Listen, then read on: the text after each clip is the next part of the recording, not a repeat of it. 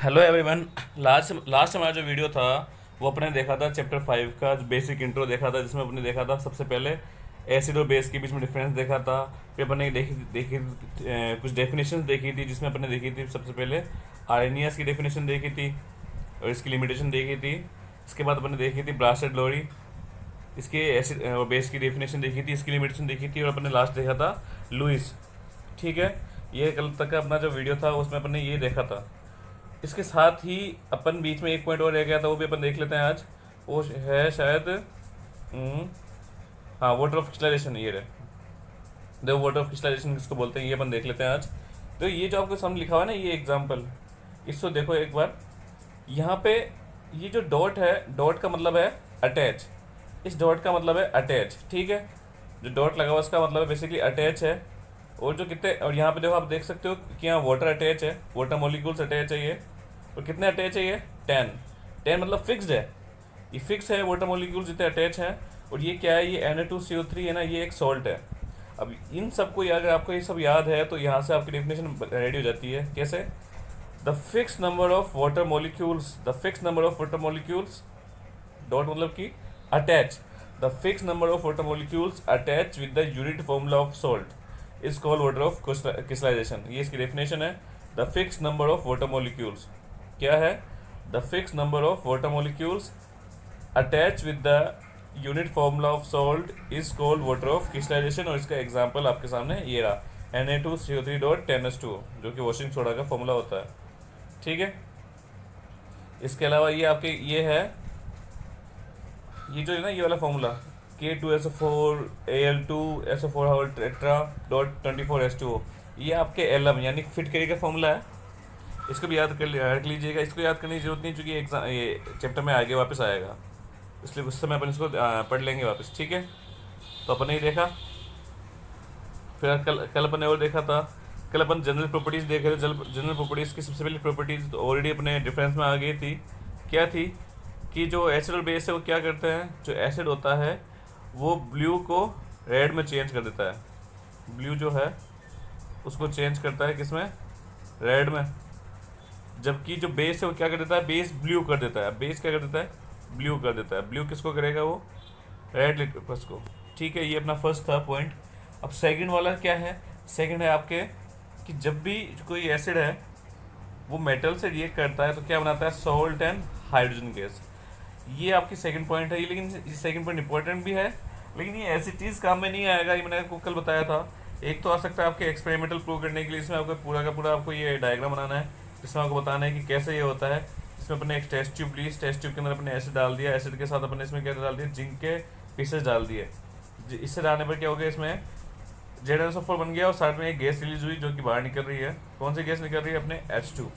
अब hydrogen gas इसमें निकल रही है, इसका प्रूव करने के लिए इसकी या इसको ये बताने के लिए कि इसमें हाइड्रोजन गैस ही निकल रही है, अपन ने क्या किया?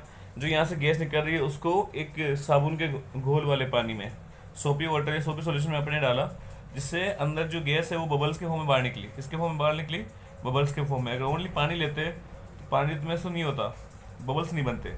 ठीक है, अब बबल्स बन गए सोप वाटर की वजह से। अब इन बबल्स के बाद अपन क्या लेके गए? कैंडल को लेके गए। और कैंडल को जैसे लेके गए, इसमें पॉपअप साउंड है, एक थोड़े हल्के से धमाके के साथ ये सारे ब्लास्ट हुए, जो ये शो करता है कि इन बबल्स के अंदर कौन सी गैस प्रेजेंट है? हाइड्रोजन गैस प्रेजेंट है। ठीक है, इस पूरा का पूरा अपना कल हो गया था। इसके बाद आज अपन देखते हैं इसका नेक्स्ट वाला। नेक्स्ट में क्या है? थर्ड पॉइंट नीचे है, नहीं है। ठीक है। और इससे, हाँ, इससे ये दो दो क्वेश्चन और बनते हैं। पहला क्वेश्चन तो ये बनता है कि हमें किसी भी सोर्स सब्सटेंस यानी खट्टी चीज़ जैसे दही है या नींबू है, उनको हमको किसी मेटल के बर्तन में नहीं रखना चाहिए। किसी मेटल के बर्तन में हमें दही या कोई भी खट्टी चीज़ या नींबू हमें नहीं रखना चाहिए। ऐसा क्यों होता है? क्योंकि दही जो है वो एसिडिक, मतलब कि जो कण होते हैं वो एसिडिक होते हैं नेचर के अंदर। वो क्या करते हैं? अपनी इस मेटल से रिएक्ट करके they produce salt and water, which is harmful, या जो होता है वो पॉइजनस होते हैं। जो सॉल्ट बनता है वो कैसा होता है? पॉइजनस। ये एक क्वेश्चन ये बनता है। इससे एक क्वेश्चन और बनता है कि एक कोई सब्सटेंस एक्स है, जब वो H2SO4 या किसी एसिड के साथ रिएक्ट करता है तो हाइड्रोजन नहीं सॉरी, तो गैस वाई रिलीज होती है। कौन सी गैस रिलीज होती है? वाई गैस रिलीज होती है, जो कि पॉपअप साउंड के साथ ब्लास्ट होती है या क्रैक होती है। तो आपको एक्स एंड वाई को आइडेंटिफाई करना है। तो जो एक्स है वो तो क्या हो जाएगा आपका, एक्स हो जाएगा आपके मेटल, और वाई हो जाएगा क्या, हाइड्रोजन गैस। तो यहाँ से ऐसे क्वेश्चन बनते हैं। ठीक है, और ये अपना हो गया। But not all metals on nation base give hydrogen ions. और बेस के साथ याद रखना है, सारे के सारे बेस जो है वो मेटल के साथ रिएक्ट नहीं करते। ओनली ये NaOH ही रिएक्ट करता है। NaOH सिंगल ऐसा है जो रिएक्ट करता है, सारे रिएक्ट नहीं करते। और ये हाइड्रोजन गैस फ्री करता है।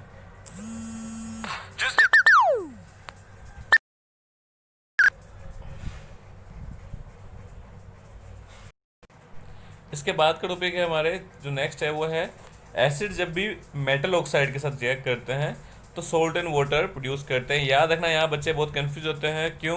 क्योंकि जस्ट पहले वाला टॉपिक जो था वो हमारा मेटल था, लेकिन अब जो है हमारा मेटल ऑक्साइड है। याद रखना, वो मेटल था और ये मेटल ऑक्साइड है। यानी कि एक में तो आप लोहे से या किसी मेटल से करवा रहे थे, अब आप जंग यानी उस पर जो ऑक्साइड की लेयर चढ़ चुकी है उस पर आप उससे करवा रहे हो। तो याद रखना, जब भी एसिड जो है, जब भी कोई एसिड मेटल ऑक्साइड के साथ क्या करता है, रिएक्शन करता है, तो सोल्ट एंड वाटर बनाता है। Salt and water. और अपन ये भी जानते हैं कि एसिड जो है वो क्या करते हैं, जब भी कोई एसिड जो है वो क्या करता है, बेस के साथ रिएक्शन करता है। Acid plus base gives us salt and water. हाँ साहब, ये पता है हमें कि जब एसिड है वो बेस के साथ रिएक्शन करते हैं तो भी सोल्ट एंड वाटर बनाते हैं। तो अपन को ये भी पता है कि अगर मैं एसिड की रिएक्शन कराऊँ किसके साथ, मेटल ऑक्साइड के साथ, तब भी सोल्ट एंड वाटर बनता है। तो एसिड बेस के साथ रिएक्शन करके भी सोल्ट एंड वाटर बनाते हैं, और एसिड मेटल ऑक्साइड के साथ रिएक्शन करके भी सोल्ट एंड वाटर बनाते हैं। इसका मतलब मेटल ऑक्साइड कैसे होते हैं नेचर में, मेटल ऑक्साइड बेसिक होते हैं नेचर में। ठीक है, समझ में आ गया ये पॉइंट कि मैंने क्या बोला? समझ में आ गया कि जब मेटल है वो मेटल ऑक्साइड जब भी एसिड से रिएक्शन करते हैं सोल्ट एंड वाटर बनाते हैं। और एसिड के साथ अगर बेस की बात करूँ तो बेस से भी ऐसा ही होता है। इसी वजह से जो मेटल ऑक्साइड है वो कैसे होते हैं, बेसिक इन नेचर। देखो ये लिखा हुआ, metal oxide react with acid and form salt and water and these salts are basic in nature. अब देखो इसका मतलब क्या हो गया, एक बात और याद रखना। इसी वजह से अगर आपको याद हो कि गांव में क्या होता है, जब भी आपके कोई मधुमक्खी डंक मार देती है तो उस समय एक लोहा लगाया जाता है, मतलब उसके ऊपर की जंग हटा दी जाती है और लोहा आपके लगाया जाता है, ऐसे होता है। अब वहाँ पे अगर उसको आप इससे जोड़ो तो जो जंग है वो क्या है, आपके मेटल ऑक्साइड। अब आपको लगानी चाहिए थी मेटल ऑक्साइड, क्योंकि आपके जो मधुमक्खी ने काटा उसमें मधुमक्खी ने क्या डाला आपके डंक में, आपके एसिड डाल दिया। अब एसिड को की पावर कम करने के लिए आप उस पर क्या लगाओगे, मेटल ऑक्साइड। लेकिन आप क्या करते हैं, अपन सभी उस जंग को तो हटा देते हैं, उस मेटल ऑक्साइड को तो हटा देते हैं, फिर नीचे जो मेटल बचती है उसको लगाते हैं। उसको लगाने से क्या होता है, उसको लगाने से कुछ नहीं होता, उल्टा आप ज़्यादा हार्म पहुँचाने लग जाते हो अपने आप को। तो याद रखना मेटल ऑक्साइड ही लगाना चाहिए हमें, क्योंकि वो बेसिक होता है नेचर में। और इसका जस्ट उल्टा है नॉन मेटल ऑक्साइड। याद रखना, नॉन मेटल ऑक्साइड की जब भी हम बेस के साथ रिएक्शन करवाते हैं, नॉन मेटल ऑक्साइड की बेस के साथ रिएक्शन होती है तो क्या बनता है, तो आपके बनता है सोल्ट एंड वाटर। याद है अपन लास्ट टाइम क्या देखा था कि जब भी एसिड जो है वो बेस के साथ रिएक्शन करते हैं, एसिड जब भी बेस के साथ रिएक्शन करते हैं तो भी सोल्ट एंड वाटर बनाते हैं। इसका मतलब non metal oxide, non metal oxide कैसे नेचर के अंदर, एसिडिक इन नेचर होते हैं। ठीक है, इसका नेक्स्ट याद रखना, फोर्थ पॉइंट क्या लिखा हुआ है कि इनका एसिड और बेस का जो एक्वेस सॉल्यूशन होता है, एक्वेस सॉल्यूशन मतलब उसमें आप पानी में डाल दो तो उसमें पानी में जाते क्या करते हैं, वो इलेक्ट्रिसिटी को कंडक्ट करते हैं। इसलिए इनको क्या बोला, इनको इलेक्ट्रोलाइट्स के जिस फॉर्म में यूज़ में लिया जाता है। और जितने भी जो एसिड्स हैं एंड बेस वो अपनी प्रॉपर्टी जब आपस में रिएक्शन करते हैं तो वो इसको लॉस कर देते हैं। इसी को बोला जाता है न्यूट्रलाइजेशन रिएक्शन। ठीक है, पर इसकी यूजेस की अगर बात की जाए, नेक्स्ट है हमारे यूजेस। अगर यूजेस की बात की जाए तो यूजेस में से पहला पहला जो यूज़ है वो देखो यूज़ में नहीं आएगा। पहला है अपना एक्वारेजिया। एक्वारेजिया की बात की जाए तो अगर आप किसी भी यूटेंसिल या किसी भी बर्तन के अंदर चार्ज के इक्वल पार्ट्स कर दो, इसके चार कर दो इक्वल पार्ट्स, एक के अंदर डाल दो 1 पार्ट आप डाल दो HNO3 और 3 पार्ट डाल दो HCl। है ना। तो ये ऑन मिक्सिंग, ये मिक्स करने पर क्या बन जाएगा, ये पूरा का पूरा जो लिक्विड है सॉल्यूशन है वो बन जाएगा आपका एक्वारेजिया, कि 1 part of HNO3 and 3 part of HCl, यानी कि एक तो हो गया आपका HNO3, एक है आपका HCl। HNO3 तो हो जाएगा आपका 1 पार्ट और HCl हो जाएगा आपका 3 पार्ट। अब याद बहुत से बच्चे इसमें कंफ्यूज होते हैं, तो उसके लिए देखो यहाँ पर HNO3 ऑलरेडी 3 है, इसलिए यहाँ पर ये 1 आएगा, और यहाँ 3 है नहीं इसलिए 3 कर दो इसको। तो 1 part of HNO3 and 3 part of HCl on mixing is called aqua regia. देखो ये रहा कि on mixing 1 part of HNO3 and 3 part of HCl aqua regia is formed.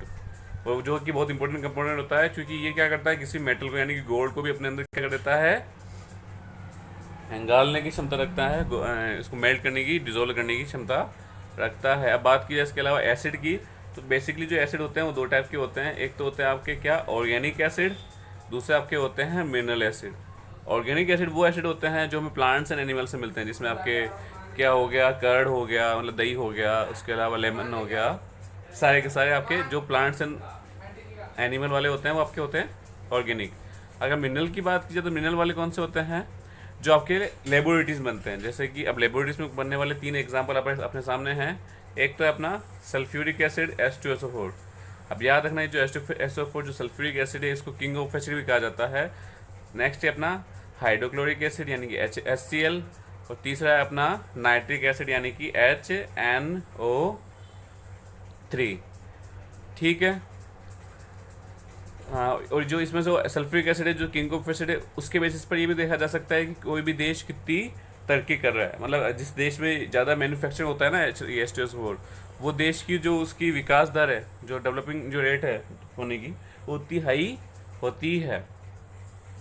ठीक है। ये वापस आपके फिट करी यानी एलएम का फॉर्मूला आ गया, जो कि K2SO4.Al2SO4 का होल टेट्रा डॉट 24H2O, जो 24H2O है एक क्या है, ये आपके वाटर क्रिस्टलाइजेशन है।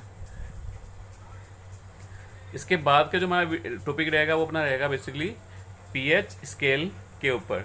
ठीक है, पीएच स्केल पे रहेगा, जो अपन नेक्स्ट वाले वीडियो में इसको कवर अप करेंगे। Okay, bye.